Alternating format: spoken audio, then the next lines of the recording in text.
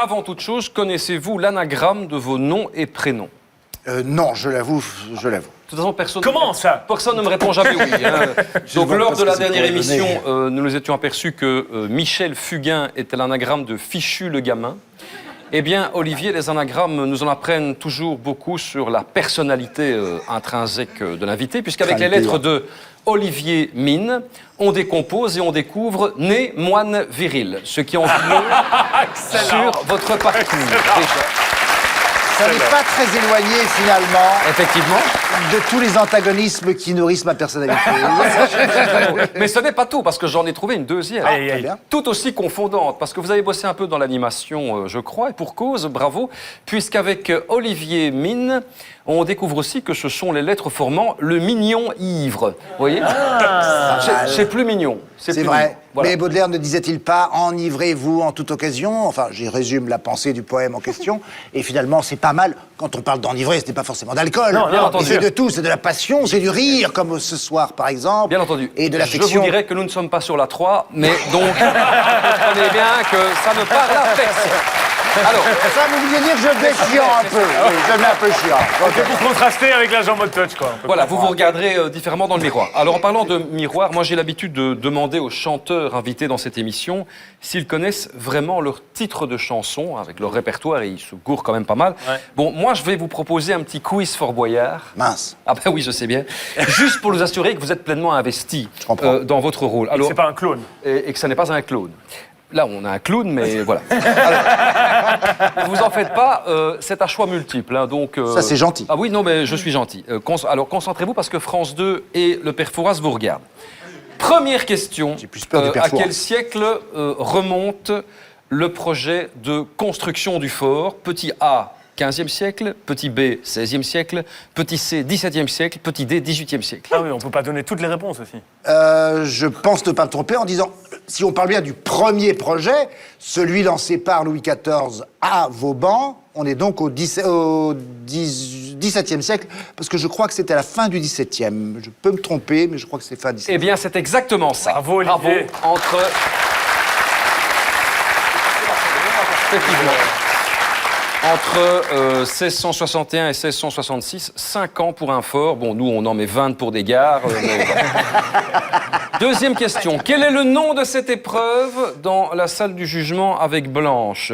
Petit A, le bilboquet, B, le chemin, C, le cratère ou D, le plateau tournant? C'est intéressant. Oui, parce que je pense que Vous avez des même questions Blanche intéressantes. N'est pas capable de n'est pas répondre à capable de cette répondre à la question. question. Non, je dirais le plateau tournant. Eh bien, c'est une mauvaise réponse, absolument. C'est la réponse B, le chemin. Ah, c'est le chemin. Troisième question.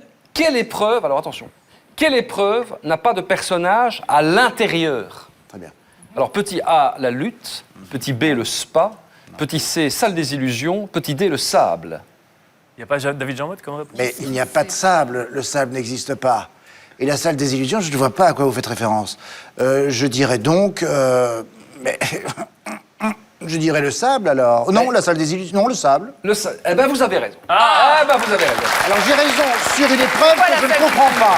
Ça, c'est quoi le sable? Non, mais en fait, non, c'est une épreuve hein, qui existe, mais il n'y a bon pas de personnage à l'intérieur parce que la lutte, il y a Mister, le spa, il y a le père Fouras. Tout à fait. Et la salle des illusions, il y avait Luciole qui guidait les candidats. Ah oui, mais vous faites référence là à des séquences, en effet, qui ont été des séquences pour une seule saison. Oui, mais, c'est- Moi, je ne les retiens pas dans Ah ces non, mais cas-là. je comprends bien, mais c'est pour ça que j'essaie de vous piéger, vous comprenez. Moi, je ne vais pas vous demander quel est le nom du père en haut du fort qui pose la question. Attendez, non, d'accord. Donc voilà, Luciole, ça ne vous disait plus rien. Bien sûr, maintenant, je vois très bien. Elle s'illumine comme ça toute seule. Tout à fait.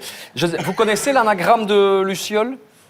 Enfin, on vous laisse chercher chez vous, criez-le dans votre salon, ça fera du plus bel effet. Alors, quatrième question, quelle épreuve, alors ça c'est plus difficile, hein, n'a jamais été jouée qu'une seule fois dans l'épreuve du Fort Boyard? Petit A, suffocation, B, apnée, C, billard ou D, pirate? Une seule fois, hein. Apnée. Mais bravo, Ouais. apnée. Et ça c'est fort, ça c'est fort. Fort Boyard. Ah, c'est Fort Boyard. Fort Boyard. Éviter les morts. Ouais, parce que suffocation n'existe pas, billard et pirate 5 fois, alors que le subito était gratté 243 000 fois par des guerrières, mais on va pas en remettre une couche.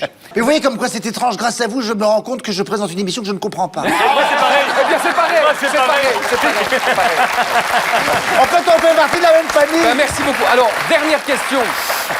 Excellent. Alors, à part la nôtre, Oui, évidemment. oui, je peux parce bien que- partir avant qu'il pose la question. Voilà. Quelle émission rêveriez-vous de présenter Ah, C'est bien le problème. C'est bien le problème, puisque vous m'empêchez de, évidemment, citer la vôtre. Que oui, oui. que de toute façon, je ne serais pas capable de présenter une émission comme celle-là, car il faut un niveau d'exigence bien plus élevé que le mien. Je serais donc plutôt tenté de dire Le Jour du Seigneur, car je crois que de tous les genres que j'ai eu à présenter en France, ouais. en tout cas, et parfois un peu en Belgique, le seul genre que je n'ai pas encore fait, c'est la messe. c'est la messe. Alors, et je me vois une vocation, finalement, le moine pour ça, voyez raison. Merci, Olivier. Merci beaucoup, Olivier. Et on a noté ça, bien sûr, dans le petit calepin de la production. Si jamais un jour on a besoin d'un présentateur de la messe, on ne sait jamais ce qui peut arriver. Ah, mais il y a Venez tout nous le monde qui rejoindre. va regarder la messe. Hein. Évidemment. Moi en premier. Ouais, ça, c'est sûr. Ouais. Tous les dimanches, j'ai dit bien aussi. Bah, ça nous fera du bien, David.